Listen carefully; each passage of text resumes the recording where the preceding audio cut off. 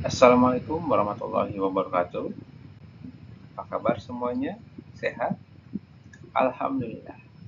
Saya Yoga Nuari, selaku tutor bahasa Indonesia di PKBM Bina Pandu Mandiri. Tentunya Bapak Ibu semua em, pernah mendengar atau mendengarkan dongeng ya? Mungkin zaman kita kecil dulu pernah dibacakan dongeng atau ditanjutkan dongeng oleh orang tua kita di saat mau tidur, ya. Atau mungkin kita pernah membaca buku legenda, cerita rakyat, Tungkak Sarung, terus juga mungkin ada Cium Wanara, ya. Dan juga mungkin eh, apa itu eh, Situ Panjang, atau mungkin pernah membaca buku-buku cerita, ya, cerpen, novel dan sebagainya. Ya, materi kali ini akan berhubungan dengan itu, ya, mengenai membangun budaya literasi dengan mencintai buku fiksi. Apa itu buku fiksi? Simak selengkapnya.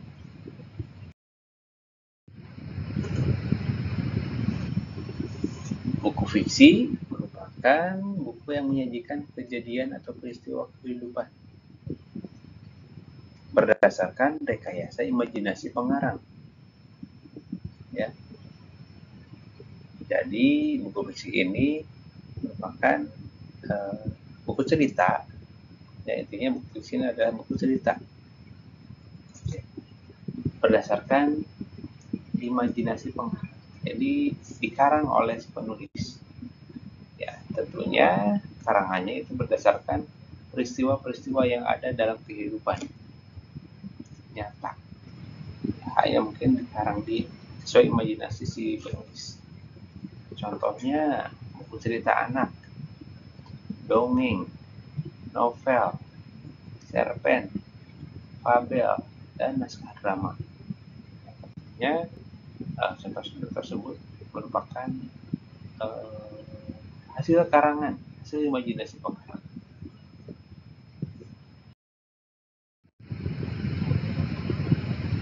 Adapun unsur yang membangun buku fiksi, unsur pembangun buku fiksi.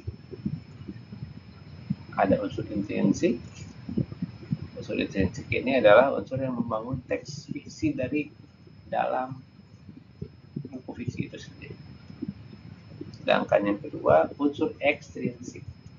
Unsur ini adalah unsur yang mempengaruhi daya tarik cerita dari luar buku fiksi itu.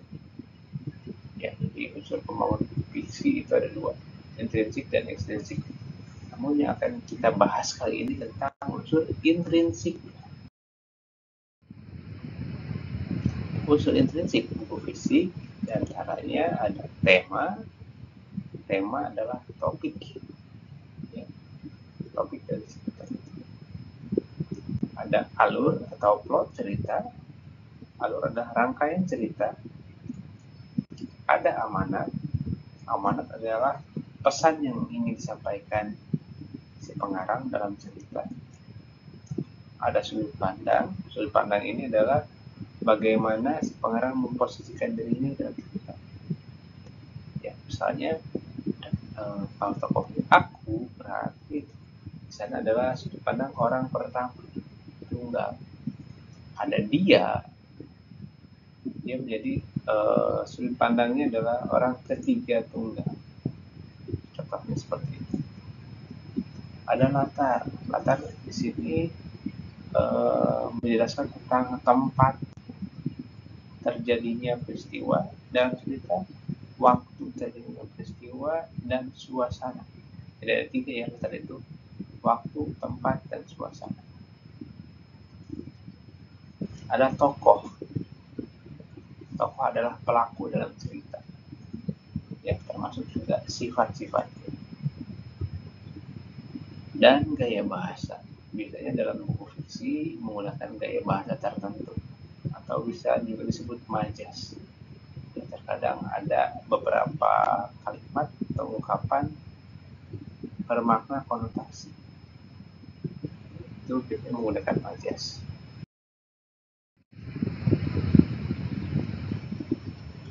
Unsur ekstrinsik dari buku fiksi ialah latar belakang pengarang, pendidikan si pengarang, sejauh mana tingkat pendidikan si pengarang itu akan mempengaruhi ilmu pengetahuannya atau wawasannya, keadaan sosial pada saat itu, ya, keadaan sosial saat si pengarang membuat karangan tersebut itu juga akan mempengaruhi, dan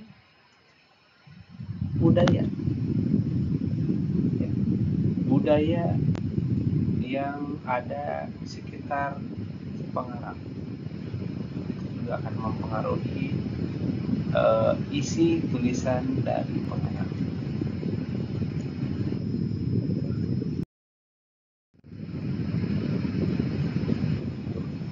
Cara membaca buku dengan SQ3R. Pertama, survei. Ya, kita memeriksa, meneliti atau mengidentifikasi seluruh teks. Kita memeriksa dulu. Kita question. Menyusun daftar pertanyaan yang relevan dengan teks. Setelah kita baca, lalu kita membuat daftar pertanyaan. Lalu read, membaca teks secara aktif untuk mencari jawaban atas pertanyaan-pertanyaan yang telah disusun. Dibaca kembali untuk menjawab pertanyaan-pertanyaan tersebut.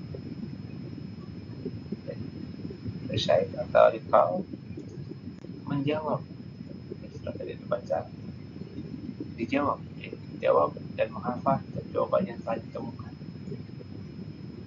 Lalu terakhir review, menjawab ulang seluruh jawaban yang telah tersusun pada langkah sebelumnya.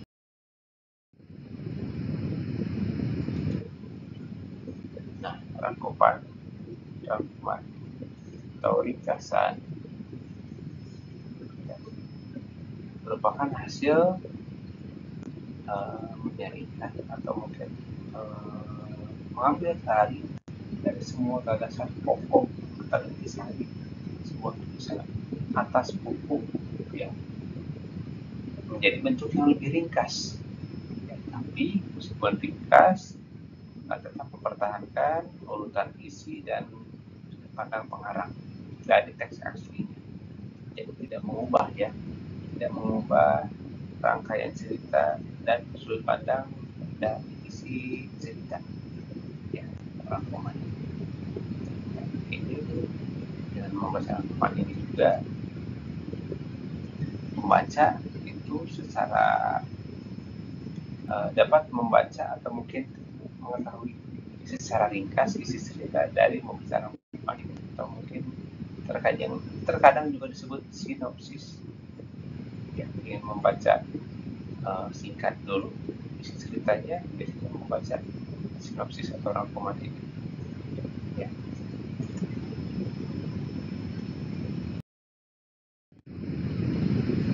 Selanjutnya, langkah-langkah menyusun rangkuman buku.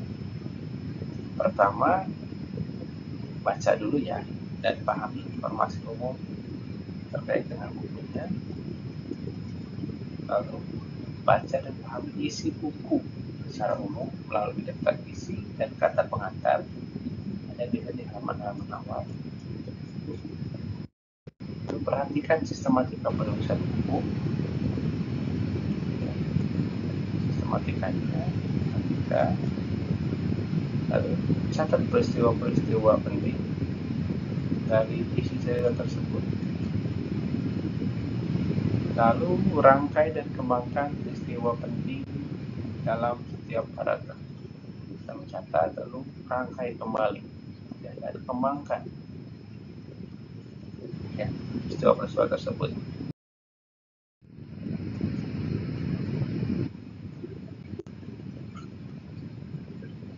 Hubungan antar unsur dalam buku fiksi itu sangat berkaitan erat ya. Utamanya unsur intrinsik. Unsur intrinsik ini sangat berkaitan erat karena memang ada di dalam buku cerita tersebut.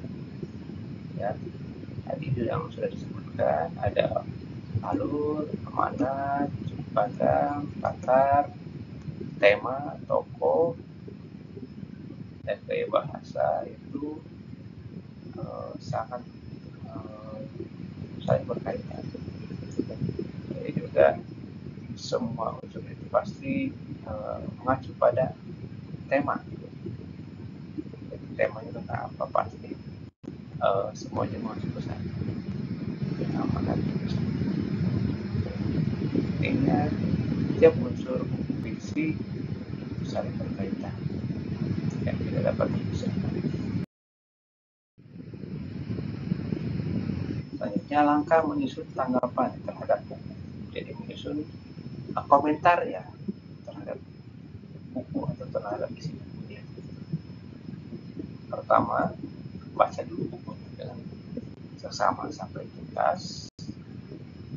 Tandai bagian-bagian buku yang dianggap menarik untuk ditanggapi, misalnya ada yang kurang dipahami atau mungkin ada yang rancu atau ada yang salah atau mungkin ada yang bagus yang menarik bisa juga ditandai. Lalu susunlah tanggapan secara objektif dengan alasan logis dan masuk akal. Misalnya ingin mengkritik terhadap yang kurang baik, susun kalimatnya dengan alasan-alasan yang atau bukti yang logis.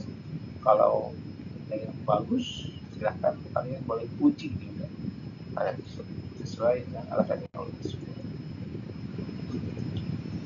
Dan terakhir adalah baca tanggapan secara berulang-ulang dan perbaiki jika ada kesalahan. Salah satunya juga kalau misalnya ingin kritiklah dengan santun, ya, tidak dengan bahasa yang kasar atau ada unsur hinaan. Oke, kita perbaiki tanggapan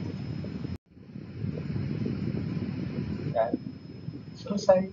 Terima kasih telah menonton video ini. Mudah-mudahan ada manfaatnya.